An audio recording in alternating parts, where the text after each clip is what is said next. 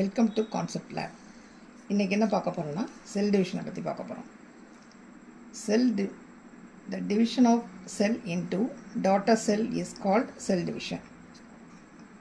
It is discovered by Noailly in 1846. Three kinds of cell division in animal and plant cells. First one, amitosis or direct cell division. அப்படின்னா என்னென்னா டைரெக்டாகவே வந்துடும், உங்களுக்கு stages வந்து இருக்காது. அதுதான் வந்து ஏமைட்டாசிஸ் அப்படிங்கிறது. Second one mitosis or indirect cell division. Third one meiosis or reduction. First one amitosis. It is discovered by Remak in 1941.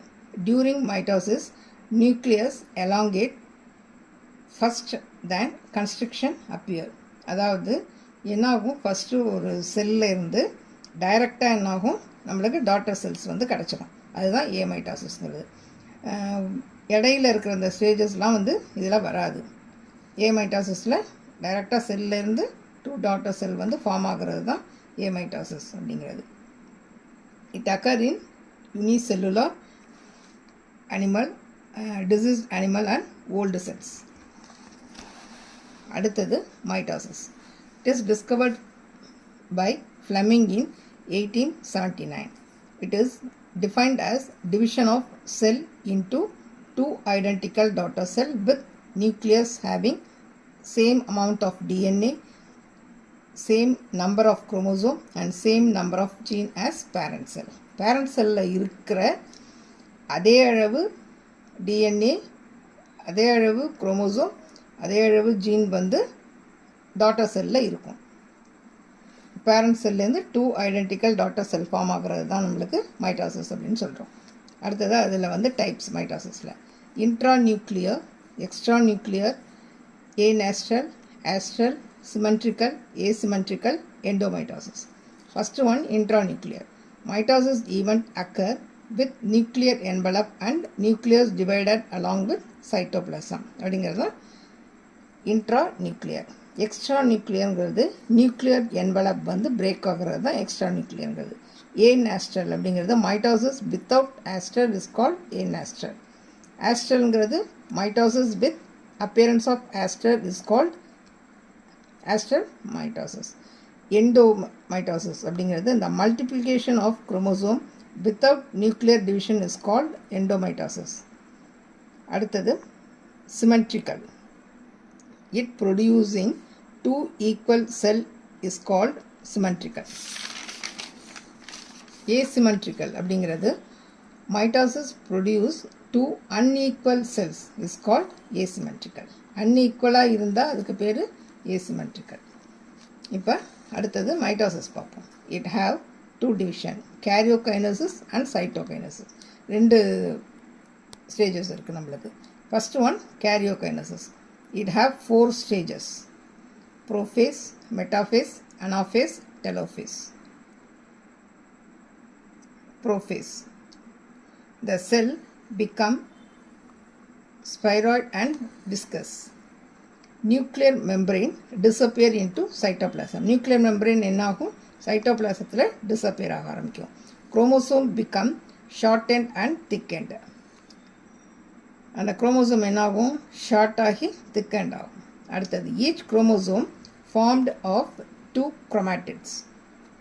These are connected by centromere. இந்த குரோமோசோம் எதில் கனெக்ட் ஆகிருக்குன்னா சென்ட்ரோமீரில் கனெக்ட் ஆகிருக்கும். இங்கே diagram போட்டிருக்காங்க, சென்ட்ரோமீரில் connect ஆகிருக்கும். Nucleolus start to disappear. Centriole separate and migrate towards opposite pole of the cell. Opposite poleக்கு என்ன ஆகும், அந்த centriole வந்து செப்பரேட் ஆகி மைக்ரேட் ஆக இருக்கும். மைக்ரேட்னா நகர்றது. Each centriole astral rays are formed into cytoplasm. The spindle fiber run from one end to another end of cell between the two astrals. Spindle fiber என்ன ஆகும், ஒரு எண்ட்லேருந்து அடுத்த எண்டுக்கு இந்த ஆஸ்ட்ரஸ்க்கு இடையில் ஃபார்ம் ஆகிறது தான் ஸ்பிண்டில் ஃபைபருங்கிறது. Spindle fibre along with aster constitute and amphiaster are achromatic figure or mitotic apparatus அப்படின்னு சொல்கிறோம். அடுத்தது RNA content of chromosome வந்து இன்க்ரீஸ் ஆகும். இதில் இதான் diagram.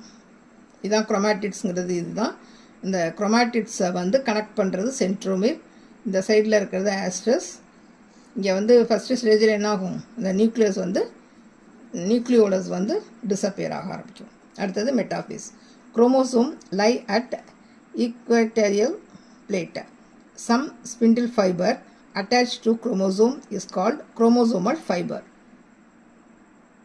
Some other fibers extend from one pole to another pole is known as continuous fibers.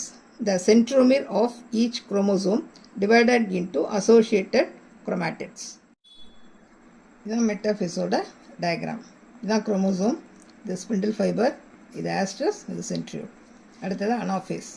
chromatids of each chromosome are separate and form two chromosomes called daughter chromosome.